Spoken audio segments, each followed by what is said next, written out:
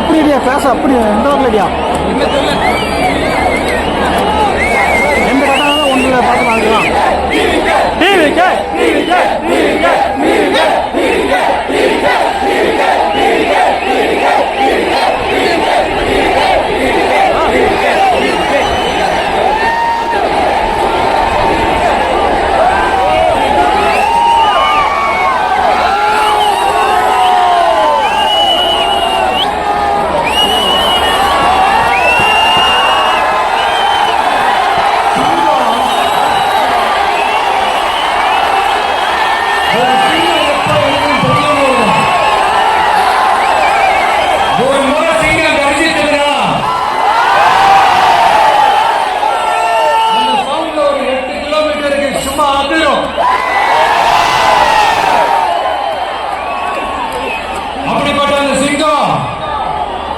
வேட்டைக்கு மட்டும்தான் வெளியில வரும்.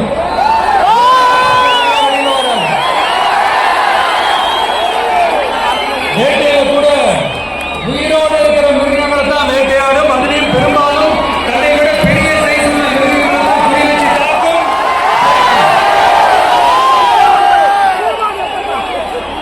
எவ்வளவு பசியில் இருந்தாலும் உயிர் இல்லாததை கெட்டு போனதை தொட்டு கூட பார்க்க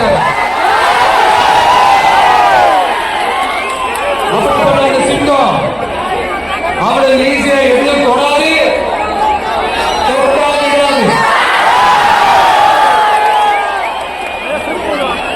காட்டோட நாலு பக்கமும் மார்க்கிங் மை டெரிட்டரி தன்னுடைய பவுண்டரியை தானே வகுக்கும். அப்படியே காட்டிய தன்னோட கண்ட்ரோல்ல வச்சிருக்கும். சிங்கத்துக்கு கூட்டத்தோட இருக்கிறதுக்கும் தெரியும், தனியா இருக்கிறதுக்கும் தெரியும். அப்படியே தனியா வரணும்னு நினைச்சாலும் அஞ்சாம அலட்டிக்காம சும்மா கெட்டா தனியா வந்து அத்தனை பேருக்கு தண்ணி காட்டும். எப்ப எதிரையும் தன்னோட தனித்தன்மையை இழக்கவே இழக்காது. Yes, a lion is always a lion.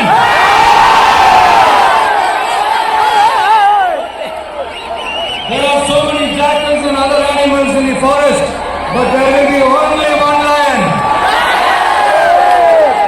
And even if it is single, it will be the king of jungle. It is not only a description but also a clear declaration. சிங்கத்தை பத்தி பேசிட்டு நம்ம சிங்க குட்டிகளையும் சிங்க பெண்களையும் பத்தி நம்ம பேசணும். அவங்களுடைய உயிராச்சு.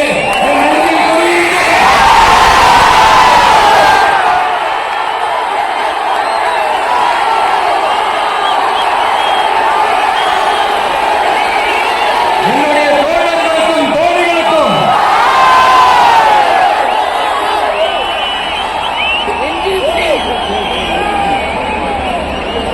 நேர்ல வர முடியாத சூழல்ல வீட்டுல இருந்துகிட்டே நம்மளுடைய இந்த மாநாட்டுல நேரலை வாயிலாக கலந்துகிட்டு இருக்கிற என்னுடைய அம்மாக்கள், அக்கா, தங்கைகள்,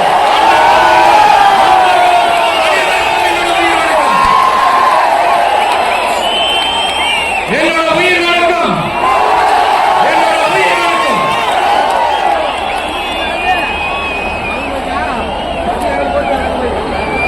ஓ வீடு இருக்காது. நான் எப்போ செல்ல ஆப்போன்னு சொன்னா போயிருக்கேன். வீரம் விளையும் மாமதுரை மண்ணை வணங்குகிறேன். இந்த மதுரைனாலே உடனே ஞாபகத்துக்கு வருது சீறி பாஞ்சி துள்ளி குதிக்கிற யாருக்கும் அடங்காத காளைகள் விளையாட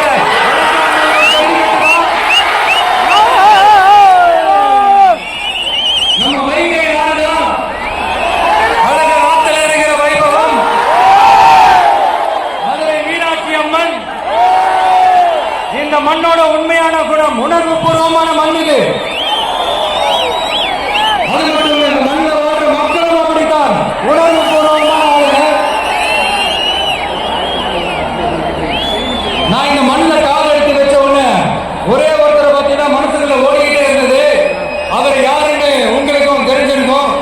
சினிமானாலும் சரி, அரசியல்னாலும் சரி, நமக்கு ரொம்ப ரொம்ப பிடிச்சது புரட்சி தலைவர் எம்ஜிஆர் அவர்கள் தான்.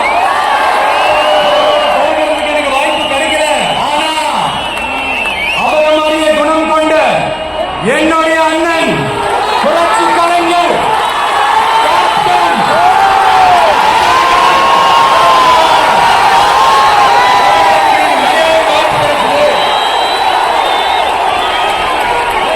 அவரும் இந்த மதுரை மண்ணை சேர்ந்தவர் தானே. அவரை மறக்க முடியுமா? தமிழ்நாட்டு மக்கள் உணர்வுபூர்வமா உண்மையா நம்ம பக்கத்திலே நிற்கிறவங்க. அதுக்கு ஒரு மிகப்பெரிய அடையாளம் தான் இந்த மதுரை மண். நம்ம தமிழக வெற்றிக் கழகம் கையில் எடுத்திருக்கிற அரசியலும் அப்படித்தான். உண்மையான அரசியல், உணர்வுபூர்வமான அரசியல், நல்ல அரசியல், நல்லவங்களுக்கான அரசியல், நாட்டு மக்களுக்கான அரசியல், நல்லது மட்டுமே செய்கிற அரசியல்.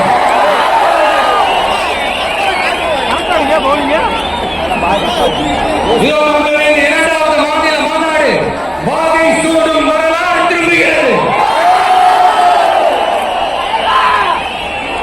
அப்படி இந்த மாநாட்டுக்கு பேர் வச்சிருக்கிறோம். 1967 1977 நம்ம தமிழ் இந்த ஒற்றை தமிழ் மகனோட குரல் மட்டுமல்ல, ஒட்டுமொத்த தமிழ்நாட்டு மக்களுடைய குரல். தமிழ்நாட்டில் இருக்கிற ஒவ்வொரு வீட்டிலிருந்தும் ஒலிக்கிற குரல். ஒட்டுமொத்த உலகெங்கும் வாழும் ஒவ்வொரு தமிழ் வீட்டிலிருந்தும் எழும் குரல். இந்த சினிமா இருக்கிற மாபெரும் கலையாயுதத்தின் வாயிலாக சாதி, மதம், இனம், பாலினம், மொழி கலந்து இந்த நாட்டின் மூலையில் முடுக்கெங்கும் ரசிகர்களாக இருந்த தோழர்களாக நம்மோடு பயணிக்க துவங்கியுள்ள அனைவரோடு இணைந்த ஒவ்வொரு மனிதருக்காக முடிக்கிற உரிமை குரல். மாநில உரிமைக்காக, பெண் உரிமைக்காக, சமூக நீதிக்காக, சமநீதிக்காக, மதச்சார்பின்மைக்காக உண்மையை ஒழிக்கிற குரல். அதனால இந்த குரலுக்கு எதிராக இன்னும் இன்னும் எத்தனை எத்தனை குரல்கள் வந்தாலும் ஓங்கி ஒழிக்குமே தவிர ஒரு நாடு போயவே போயா. It is an unstoppable voice, an unstoppable force.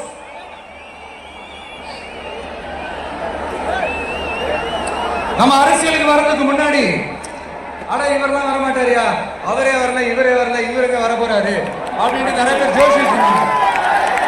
அப்புறம் நம்ம கட்சியினுடைய பேர் அறிவிச்சதுக்கு அப்புறம் பேரு தானே அறிவிச்சிருக்கிறாரு, மக்கள் கிட்ட பேர் வாங்கணும்ல, அதெல்லாம் முடியாதுன்னாங்க.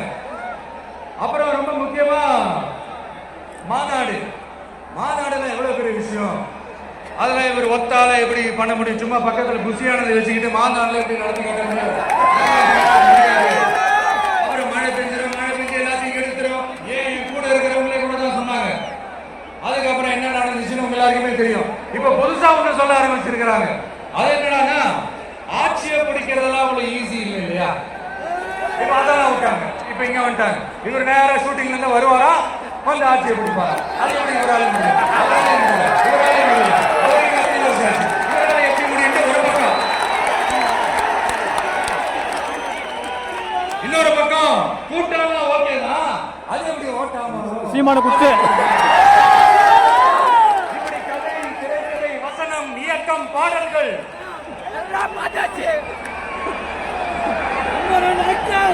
அதனால இந்த அரசியல் ஆய்வாளர்களுக்கு நான் சொல்றதெல்லாம் ஒன்னே ஒண்ணுதான், நல்லா கேட்டுக்கங்க.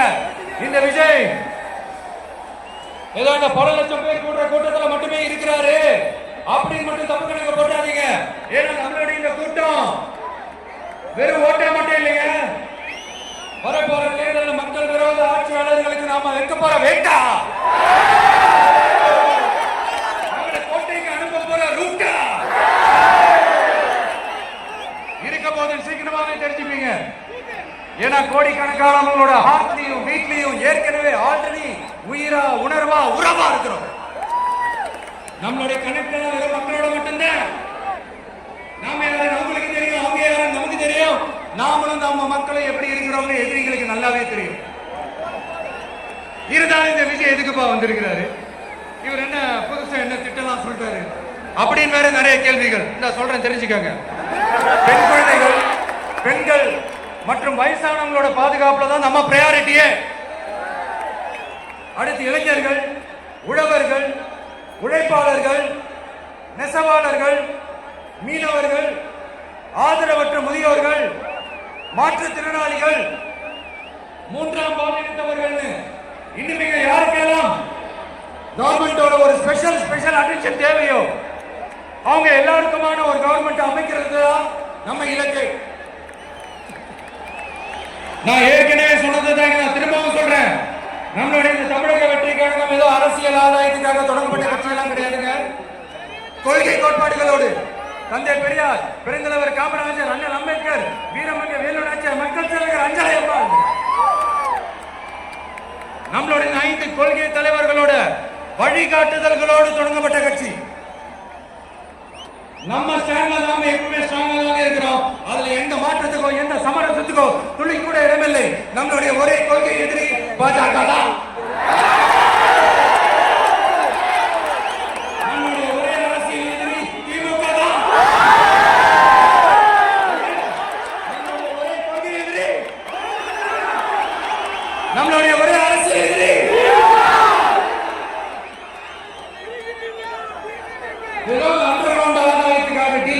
டீல் பேசிக்கிட்டு இந்த அலையன்ஸ் வச்சுக்கிட்டு இந்த ஊரெல்லாம் மாத்திர கட்சி எல்லாம் நம்ம டிவிக்கே கிடையாதுங்க. யாருக்காகவும் எதுக்காகவும் எந்த பயமும் கிடையாது. மாபெரும் பெண்கள் சக்தி நம்மளோட இருக்கிறாங்க, மாபெரும் இளைஞர்கள் சக்தி நம்மளோட இருக்கிறாங்க, ஒட்டுமொத்த தமிழ்நாட்டு மக்களுடைய சக்தி நம்மளோட நிற்கிறாங்க. அப்படி இருக்கும்போது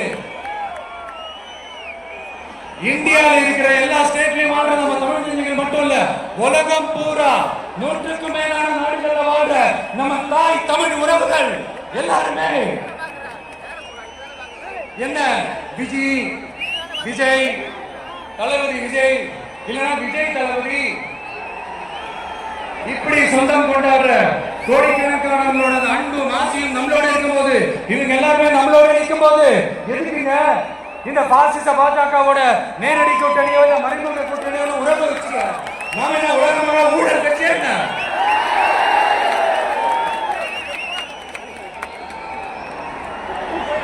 நம்மளை பத்தி சின்னதா ஒரு உண்மை ஒண்ணு சொல்லலாமா? என்னடா இவர் வாயால இப்படி சொல்றாருன்னு யாரும் தவறா நினைச்சுக்க வேணாம். ஏன்னா இது ஒரு விதத்துல ஒரு ஃபேக்டும் கூட, அதனாலதான் நான் சொல்லணும்னு ஆசைப்படுறேன். நம்ம யார் தெரியும்ல? நாம எல்லாருமே சொல்றோம், நாம யார் தெரியும்ல? இந்தியாவின் மாபெரும் மக்கள் சக்தி கொண்ட ஒரு மகத்தான வெகுஜன மக்கள் படை.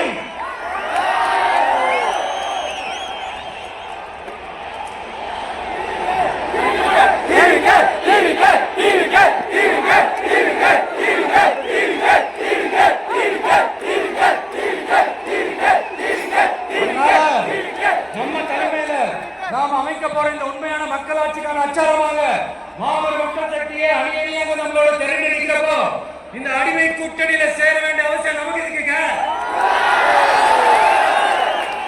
நம்மளோட இந்த கூட்டணி சுயமேந்த கூட்டணியால இருக்காது, சுய மரியாதை கூட்டணியால இருக்கும். இந்த ஒரு பக்கம் RSS அடிபடுத்திக்கிட்டு, இன்னொரு பக்கம் மதச்சார்பற்ற கூட்டணின்னு இந்த மக்களை ஏமாத்துற கூட்டணியால நம்ம கூட்டணி இருக்காது.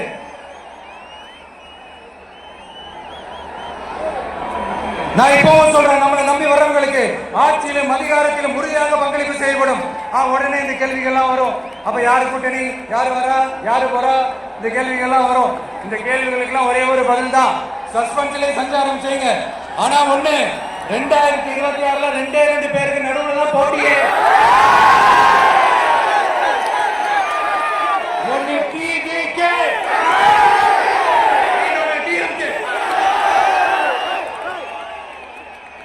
இந்த போட்டி எப்படி இருக்க போகுதுன்னா, இந்த அலையன்ஸ் வச்சு எப்படியாவது நம்ம தப்பிச்சிடலாம்.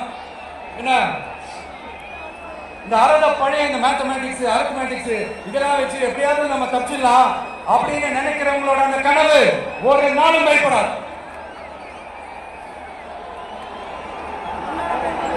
சரி, இப்ப நம்ம வேற ஒரு ஏரியாவுக்கு ஒண்ணு வருவோம். எதிர்காலம்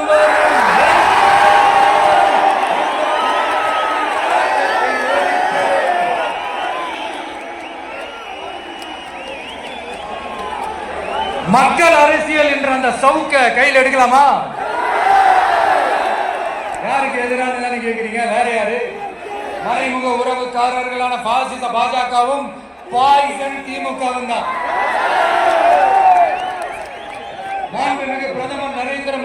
அவர்களே, மூணாவது முறையா ஒன்றியத்தோட ஆட்சி அதிகாரத்தை நீங்க தானே கையில வச்சிருக்கிறீங்க. இல்ல நாங்க தெரியாம தான் கேட்கிறோம். நீங்க ஆட்சிக்கு வந்தது ஒட்டுமொத்த மக்களுக்கும் நல்லது செய்யவா, இல்ல நம்மளுடைய இந்த இஸ்லாமிய நண்பர்களுக்கும் இஸ்லாமிய தோழர்களுக்கும் எதிராக சதி செய்யவா? மக்களுக்கு உங்ககிட்ட கேட்கறதுக்குன்னு ஏராளமான கேள்விகள் இருக்குது. அதனால அவங்க சார்பா அவங்கள ஒருத்தனா அவங்களோட ஒரு உண்மையான ஒரு பிரதிநிதியா உங்ககிட்ட சில கேள்விகள் கேட்கணும். மிஸ்டர் பிரைம் மினிஸ்டர் அவர்களே, நம்ம தமிழ்நாட்டு மீனவர்கள் கிட்டத்தட்ட ஒரு 800 பேருக்கு மேல இலங்கை கடற்படையால தாக்கி அழிக்கப்பட்டிருக்கிறாங்க. அதை கண்டிக்கிறதுக்காக உங்களை பெருசா எதுவும் செய்ய சொல்லல, சின்னதா ஒண்ணே ஒண்ணு மட்டும் செஞ்சு கொடுங்க. இனிமேலாச்சு எங்களுடைய மீனவர்கள் பாதுகாப்பா இருக்கிறதுக்காக இந்த கச்சத்தீவை இலங்கை கிட்ட இருந்து மீட்டு கொடுத்துருங்க, அது போதும். உங்களுடைய இந்த முரட்டு பிடிவாதத்தால நீங்க நடத்துற இந்த நீட்டு தேர்வு, அதனால இங்க என்னென்ன நடக்குதுன்னு சொல்றதுக்கு மனசு வலிக்குது. அதனால அந்த நீட்டு தேர்வு தேவையில்லைன்னு அறிவிச்சிருங்க, அது போதும். செய்திகளாக நரேந்திரபாய் தாமோதர் மோடிஜி அவர்களே, எங்களுக்கு என்னென்ன தேவையோ என்னென்ன நல்லதோ அதெல்லாம் செய்ய மாட்டேங்கிறீங்க. ஆனா ஆட்சி அதிகாரத்தை மட்டும் கையில வச்சுக்கிட்டு மக்களை ஏமாத்த நேரடியாக ஒரு பாஜக அடிமை கூட்டணி ஒண்ணு. அடுத்து உங்களுடைய இந்த மைனாரிட்டி ஆட்சியை ஓட்டுறதுக்காக மறைமுகமாக RSS அடிமை குடும்பம்னு இன்னொரு கூட்டணி. இப்படி மக்கள் சக்தியே இல்லாத இந்த ஊழல் கட்சிகளை மிரட்டி அடிப்படையை வச்சு 2029 வரைக்கும் சொகுசு பயணம் போயிடலாம்னு திட்டம் தீட்டி வச்சிருக்கிறீங்க. அதானே ஜி? என்ன ஜி? ஒண்ணு மட்டும் சொல்றேன், தெரிஞ்சுக்கங்க. என்னதான் நீ இந்த நேரடி மறைமுக கூட்டணியில் குட்டிகரணம் போட்டாலும் தாமரை இலையில தண்ணியே ஒட்டாது. தமிழக மக்கள் மட்டும் எப்படி ஒட்டுவாங்க?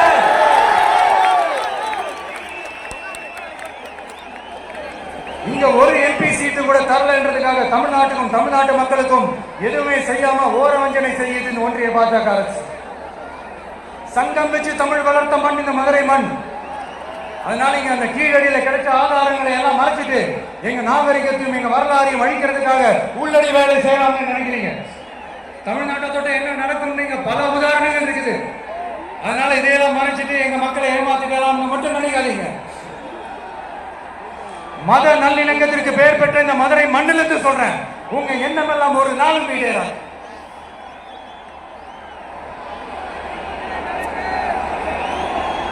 எம்ஜிஆர் யார் தெரியும்ல? அவர் மாஸ்னா என்னன்னு தெரியும்ல? அவர் உயிரோடு இருக்கிற வரைக்கும் அந்த சிஎம் சீட்டை பத்தி ஒருத்தராலையும் நினைச்சு கூட பார்க்க முடியல, கனவு கூட காண முடியல. எப்படியாவது அந்த சிஎம் சீட்டை என்கிட்ட கொடுத்துருங்க, என் நண்பர் எம்ஜிஆர் திரும்ப வந்ததுக்கு அப்புறம் நான் திருப்பி கொடுத்துறேன்னு தன்னோட எதிரியை கூட மக்கள் கிட்ட கெஞ்ச வச்சிடும். எம்ஜிஆர் எப்படி கெஞ்ச வச்சு. அதனால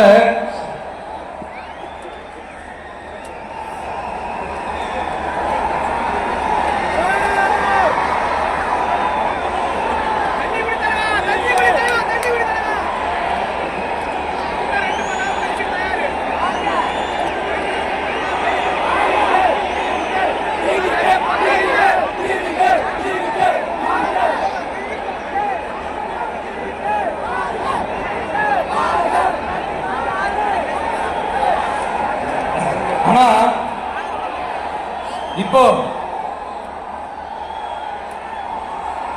அவர் ஆரம்பிச்ச அந்த கட்சியை, எம்ஜிஆர் அவர்கள் ஆரம்பிச்ச அந்த கட்சியை கட்டி காக்கிறது யாரு? இன்னைக்கு அந்த கட்சி எப்படி இருக்குது அதை நான் சொல்லிதான் உங்களுக்கு தெரியணுமா?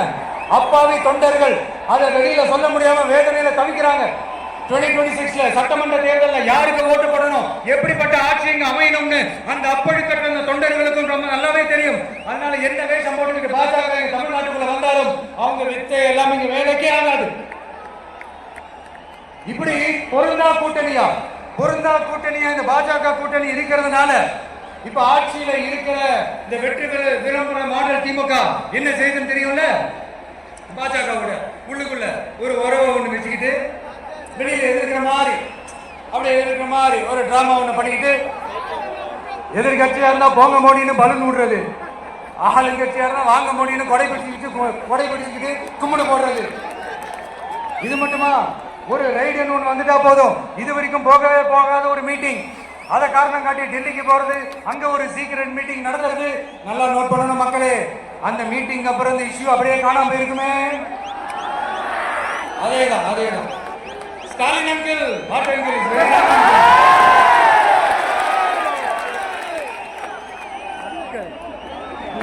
இப்படி தமிழ்நாட்டுல இப்ப நடக்கிற இந்த ஆட்சியினுடைய லட்சணத்தை பார்த்துக்கிட்டு நாம எப்படி சும்மா இருக்க முடியும்? ஒரு தவறு செய்தால், அதை தெரிந்து செய்தால், அவர் கபட நாடக மு.க. ஸ்டாலின் அங்கிளாகவே இருந்தாலும் அங்கிள் உங்களுக்கு மனசாட்சின்னு ஒண்ணு இருந்துச்சுன்னா நாங்க கேட்கிற கேள்விகளுக்கு மட்டும் கொஞ்சம் பதில் சொல்லுங்க அங்கிள். நீங்க நடத்துற இந்த ஆட்சியில நேர்மை இருக்கா? நியாயம் இருக்கா? ஊழல் இல்லாம இருக்கா? சட்டம் சரியா இருக்கா? பெண்களுக்கு பாதுகாப்பு இருக்கா? பொதுமக்களுக்கு பாதுகாப்பு இருக்கா? இயற்கை வளங்களுக்கு பாதுகாப்பு இருக்கா? சொல்லுங்க மை டியர் அங்கிள், சொல்லுங்க. டாஸ்மாக்ல மட்டுமே இது வரைக்கும் 1000 கோடிக்கு மேல ஊழல் சொல்றாங்க. அதுல மட்டுமா தப்பு நடக்குது? வேற இதுல தான் நடக்கல.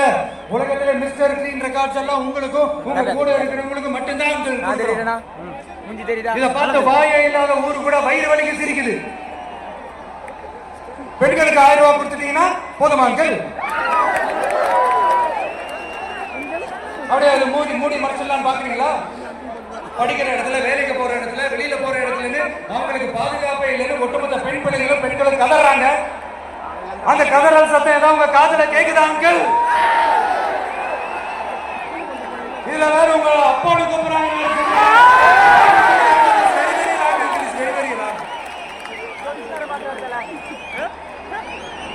பெண்களுக்கு மட்டுமா பொய் வாக்குறுதி கொடுத்து ஏமாத்துறீங்க? அரசு ஊழியர்கள், ஆசிரியர்களை ஏமாத்துறீங்க, விவசாயிகளை ஏமாத்துறீங்க, பரந்தூர்ல பாதிப்பே வராதுன்னு சொல்லி ஏமாத்துறீங்க, மீனவர்களை ஏமாத்துறீங்க, போதைப் பொருள் கலாச்சாரத்தை ஒழிக்காம ஏமாத்துறீங்க.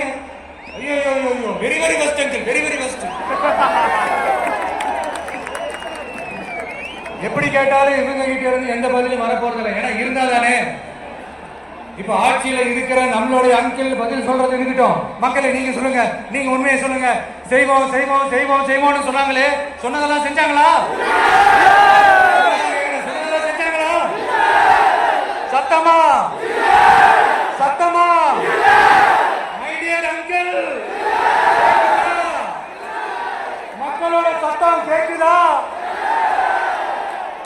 இது வெறும் சாதாரணமான முழக்கம் தான். கூடிய சீக்கிரம் மக்களை போய் சந்திக்க போறேன், அவங்களோட மனசு விட்டு பேச போறேன். அதுக்கப்புறம் இந்த சாதாரணமான முழக்கம் இடி முழக்கமா மாறும். அத்தோட நிக்காது. அந்த இடி முழக்கம் தமிழ்நாட்டோட போர் முழக்கமா மாறும். அந்த போர் முழக்கம் அவங்களை ஒரு நிமிஷம் கூட தூங்க விடாது. நடக்குதா இல்லையா பாருங்க.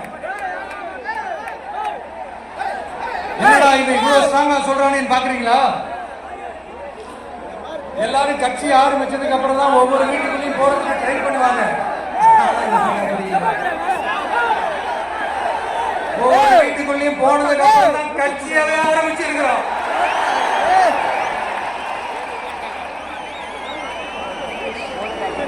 அதனால ஒட்டுமொத்தமா எல்லாருமா சேர்ந்து இந்த திமுக ஆட்சியை, கபட நாடக திமுக ஆட்சியை 2026 தேர்தலில் வீட்டுக்கு அனுப்புறோம்.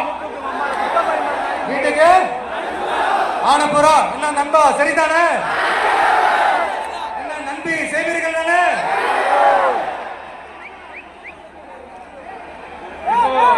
உங்களுக்கு சின்னதா ஒரு சர்ப்ரைஸ். நம்ம கட்சியினுடைய வேட்பாளர் பட்டியலை இப்ப அறிவிக்க போறோம். மதுரை கிழக்கு வேட்பாளர் விஜய்.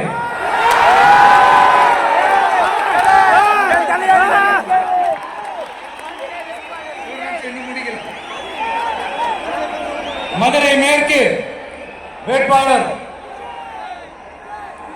விஜய். மதுரை மத்தி வேட்பாளர் விஜய். மேற்கு வேட்பாளர் விஜய். மதுரை வடக்கு வேட்பாளர் விஜய். மேலூர் விஜய். சோழவந்தான் விஜய். திருப்பரங்குன்றம் விஜய். திருமங்கலம் விஜய். உசிலம்பட்டி விஜய்.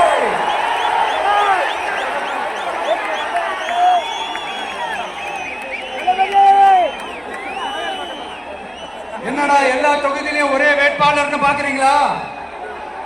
234 தொகுதியிலையும் இந்த விஜய் தான், அதாவது இந்த விஜய் தான். இன்னும் சிம்பிளா சொல்லணும்னா உங்க வீட்டுல இருக்கிற ஒருத்தர் தான் வேட்பாளரா நிக்க போறாங்க. அந்த வேட்பாளரும் நானும் வேறு வேறு இல்லை. ஓட்டு போட்டீங்கன்னா எனக்கு ஓட்டு போட்ட மாதிரி, இந்த முகத்துக்காக நீங்க ஓட்டு போட்டீங்கன்னா உங்க வீட்டுல இருக்கிற உங்களுடைய வேட்பாளர் ஜெயிச்ச மாதிரி. என்னடா ஏதோ ஓவரா சொல்றாருன்னு நினைக்கிறாரா? பிராக்டிகலா அப்படிதான் இருக்கும், அப்படிதான் இருக்கணும். நீங்களும் அப்படிதான் நினைப்பீங்கன்னு நான் நம்புறேன். ஏன்னா இது நம்மளை விட நம்ம எதிரிகளுக்கு இன்னும் நல்லாவே தெரியும். அதனால எல்லாம் இந்த அதிகார பலம் எல்லாத்தையும் தூக்கிட்டு வந்துருவாங்க. வரட்டும், பாத்துக்கலாம். TVK will take it, TVK will meet it, TVK will compete with it, and TVK will conquer it, TVK will conquer it.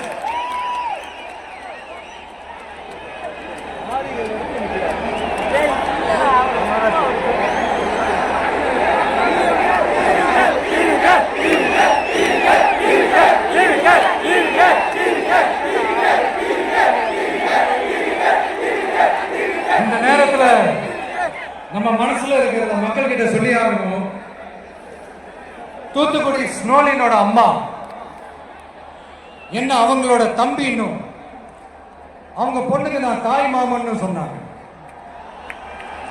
அந்த அக்காவோட குழந்தைங்க மட்டும் இல்லைங்க, என்ன அண்ணனா தம்பியா நினைக்கிற தமிழ்நாட்டில் இருக்கிற என்னோட எல்லா சகோதரிகளின் குழந்தைகளுக்கும் நான் இன்னைக்கு மட்டும் இல்ல, என்னைக்குமே ஒரு தாய் மாமனா தான் இருப்பேன்.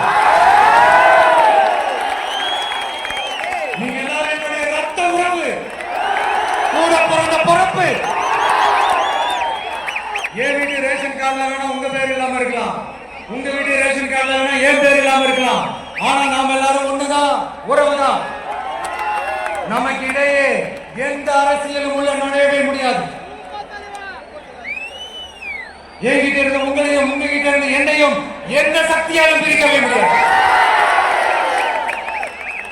அப்புறம் நான் ஒன்னும் இந்த மார்க்கெட் போனதுக்கு அப்புறம், ரிட்டையர் ஆனதுக்கு அப்புறம் அரசியலுக்கு வரல, படைக்கலனோட வந்திருக்கிறோம்.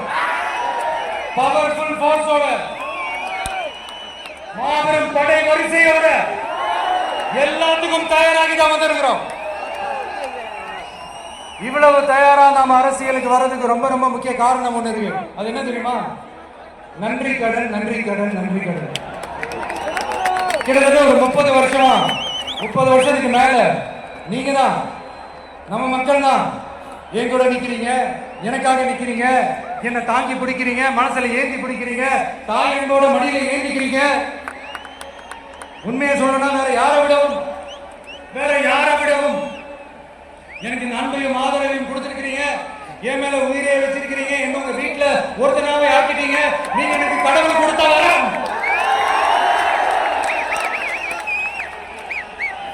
உலகம் பூரா நமக்காக நம்ம கூட நிக்கிற நம்ம மக்களை நான் எப்படி மறப்பேன்? நான் என் லைஃப்ல ரொம்ப உயிரா நினைக்கிறது பெண்களை, குழந்தைகளை, இளைஞர்களை, உழைக்கிற மக்களை தான்.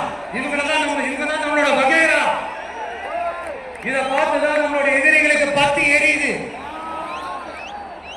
அதுக்காக நாம என்ன செய்ய முடியும்?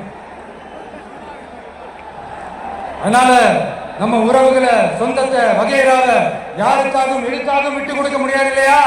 Here at this moment among this August gathering, I want to open my heart and say I enjoy people, I respect people, I worship people.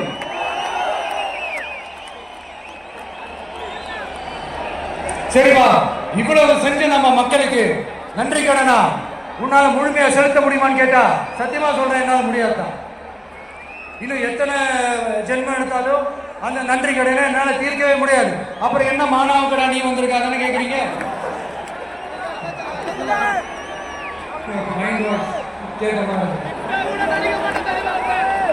வாழ்நாள் முழுக்க நம்ம மக்களுக்காக ஆதரவா துணையா நிக்கிறத தவிர, அவங்களுக்காக உழைக்கிறத தவிர எனக்கு வேற எந்த எண்ணமும் இல்லை.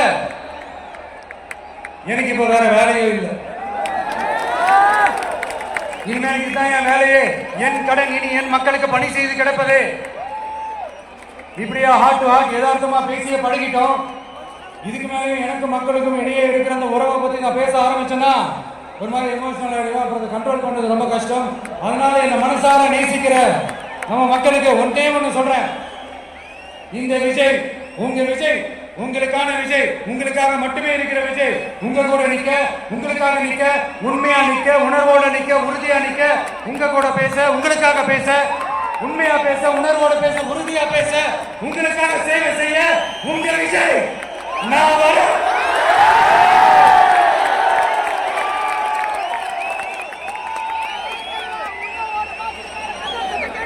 சொல்லல முக்கியம், செயல் செயல் செயல் தான் முக்கியம்.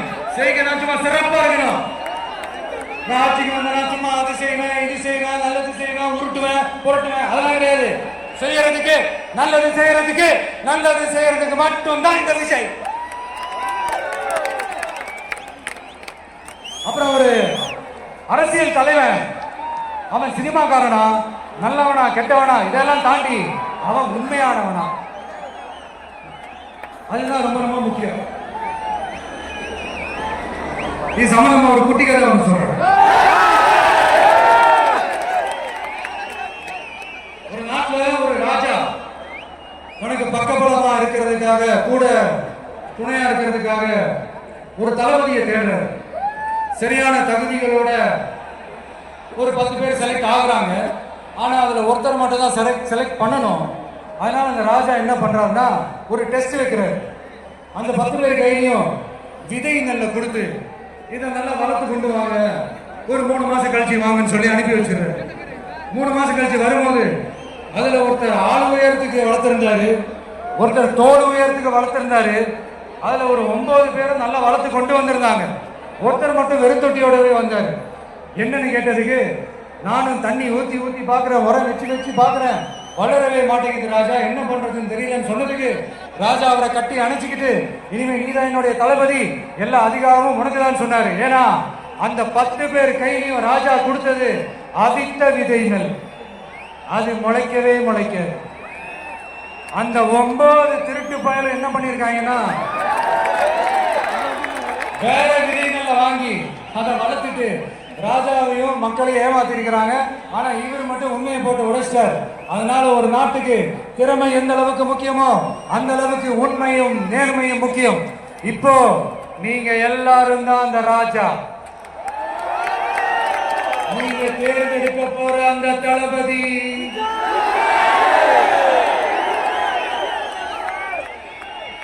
சும்மா சினிமாக்காரன் சினிமாக்காரன் சினிமாக்காரன். அம்பேத்கர் அவர்களை தோக்கடிச்சது சினிமாக்காரன் இல்ல, அரசியல்வாதி. காமராஜர் அவர்களை தோக்கடிச்சது இங்க விருதுநகர் பகுதியில தோக்கடிச்சது சினிமாக்காரன் இல்ல, இன்னொரு அரசியல்வாதி.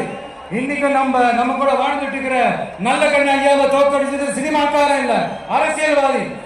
இப்படிப்பட்ட நல்ல நல்ல தலைவர்களை எதிர்த்து நின்று தோக்கடிக்கணும்னு அந்த எண்ணத்தை உருவாக்குனது சினிமாக்காரன் இல்ல, அரசியல்வாதி.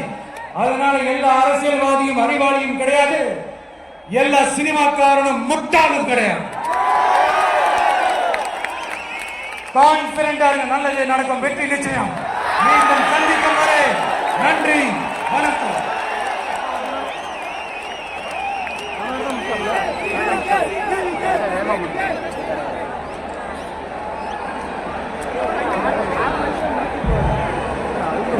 தமிழக வெற்றி கழகத்தினுடைய வெற்றி தலைவரின் வார்த்தைகள் நம்முடைய வேத வாக்களை எடுத்துக்கொண்டு நிறைவேற்றுவோம்.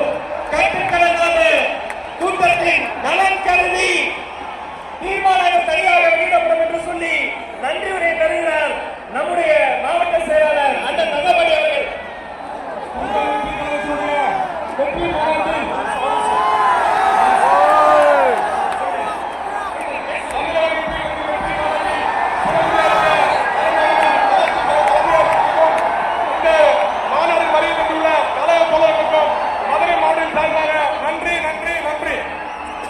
மதுரையில் இருந்து சொல்கிறோம், சந்திரன் வந்து விட்டார்,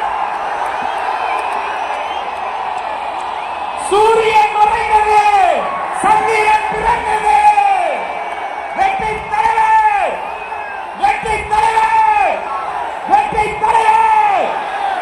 நன்றி.